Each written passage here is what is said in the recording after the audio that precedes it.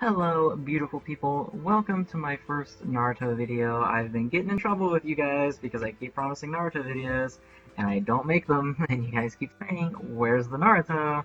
And I keep saying it's coming. Well, it's finally here. We made it. So, this is the new raid. Fearsome Threads drawing in death. That's very dramatic. The new raid for Kidomaru, the second Sound 4 raid. If you've been keeping up, you know that last week we had Zenrotto. He was pretty easy. You could pretty much auto battle all the way through him no matter what team you were using as long as it was leveled. Kidomaru, not so much, even though he's pretty much one color like Zenrotto was. He's a little bit harder to deal with, especially his later stages where he's in his Cursed Seal 2 form. So I thought a good way to help everybody kind of figure him out if you were struggling or if you didn't feel like you had the right units for the task would be to go ahead and take him on with a free-to-play team. Now, free-to-play in Naruto is weird because there's not a whole lot of farmable units in Naruto, and I don't want... what am I trying to say? I don't want to act like free-to-play players don't pull, because they do. So the criteria I set for myself is only farmable units and pullable units that are not rarer than silver.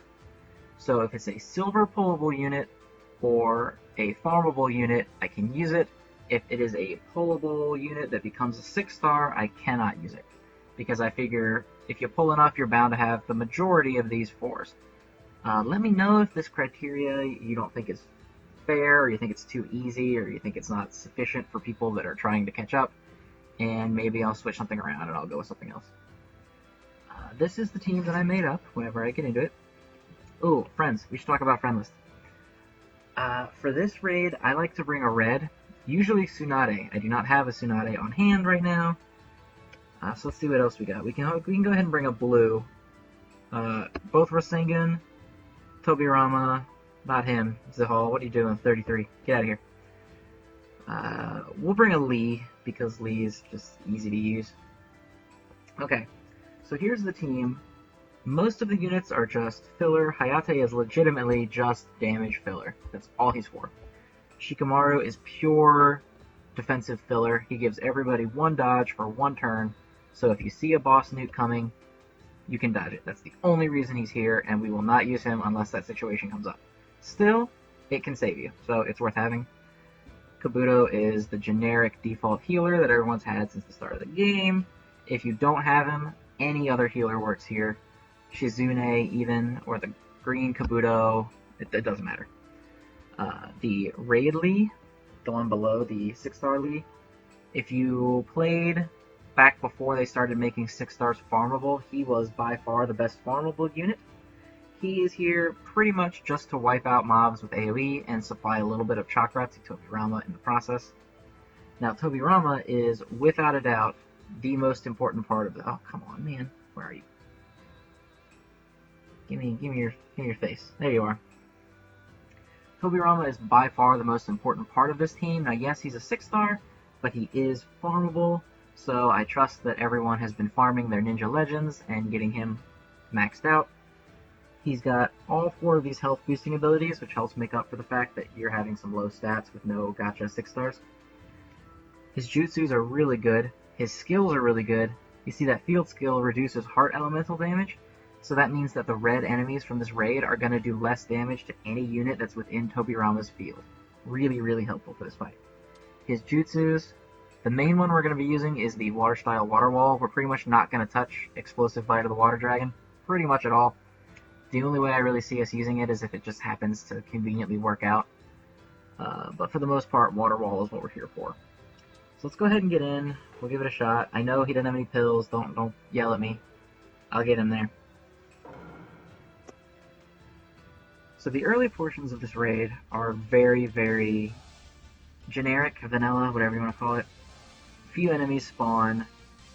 Do the same thing you do in every stage, and don't stack up on them so that you don't get hit. Go over here. We'll kill him.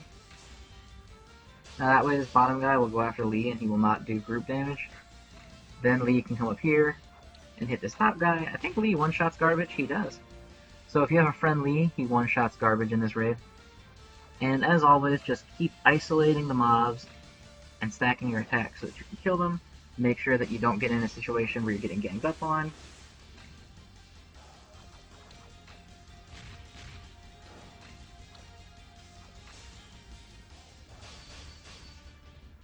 I can't believe he didn't die. And I just got ganged up on. See, I'm not even taking my own advice. I got max Hayate, that's probably the problem. And I see, the only thing about this raid, actually I guess this is true for any raid, they have varying ranges that specific sound ninja does. And I have no idea if there's a way to tell if they have different ranges or not. If there is a way to tell what the range is, let me know. Okay, we're gonna let Hayate get the kill on this guy. Hopefully that top guy is more interested. Oh, well, we'll just do this.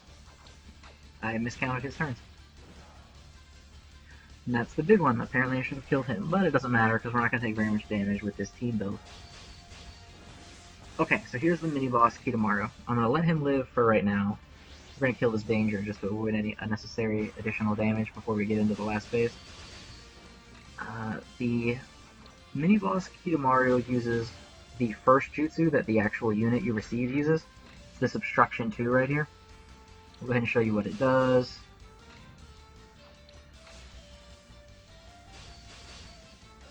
He targets one unit and he uses this spider web and has a very high rate of immobilization for, I believe it's 2 turns. So see now, Toby will not participate until, there it goes, his turn was skipped. And his mobilization is gone. So it's a very high rate of immobilization for 2 turns. It's not super threatening, but you just want to make sure that you do not let your healer be close enough to be the one that gets caught by that. So right here, Hayate is the one who's paired up with Kabuto, so he's my healer. I want to make sure that Tobirama and Lee are in his face so that Kabuto does not get stuck.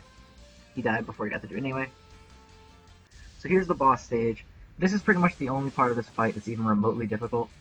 So he has initiative, which means he gets to go before you go, and he's going to throw the spiderweb on somebody. It missed, so that's lucky for us. Now, as you start picking off these goons, additional goons start to spawn. And you can see Kitamaru's range here is ridiculous. So he's going to hit everybody frequently. And you can see the damage is starting to stack up. Now, ooh, he's got a danger. That's okay. We'll kill this guy. And you see now some greens spawn. So this is why I was talking about liking bringing a red unit earlier. I did not have Tsunade on hand. I could have brought that Hiruzen, but this is fine. But now we're in the position we're gonna need to start using some jutsu to clear out these scrubs because we do not want these greens stacking attacks with the boss. They have really long range and so does the boss, so it's really easy for them to stack a bunch of attacks all at one time. So now we're gonna use Tobirama's water wall and we're gonna use him as bait. So hopefully everybody is going to go after him. Yep. This doesn't do damage, so this doesn't actually matter. But it does matter for the others. And see that him and that boss can reach pretty much everyone. It looks like the boss is just out of range to attack Hayate, which is good.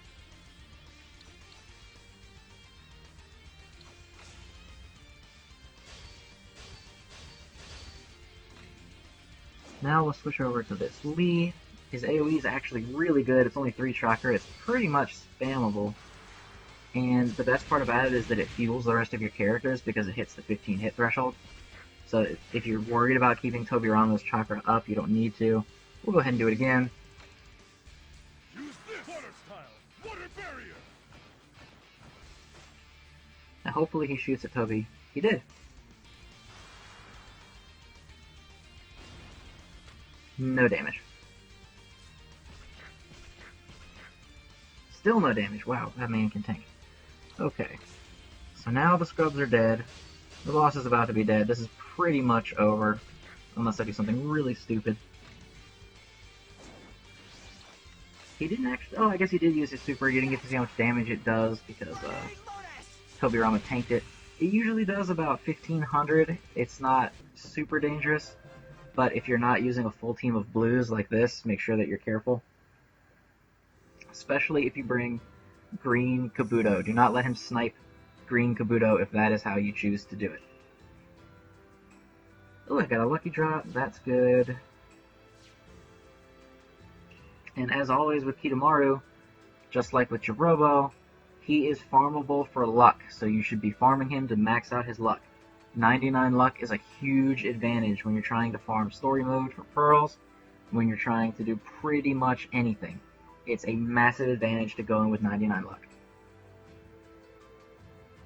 Other than that, if you have any questions about this raid or about teams in general that you want to ask me, feel free to go to my Twitter page. It is in the video, actually. You'll see it there. I'll put it in the description too.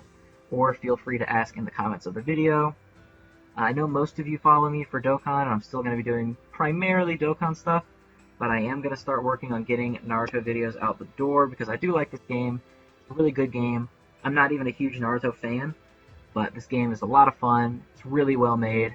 If you don't play it, but you like Naruto, or you just want a really good game to play, you should definitely check this guy out. Alright guys, thank you for tuning in, and I will see you next time.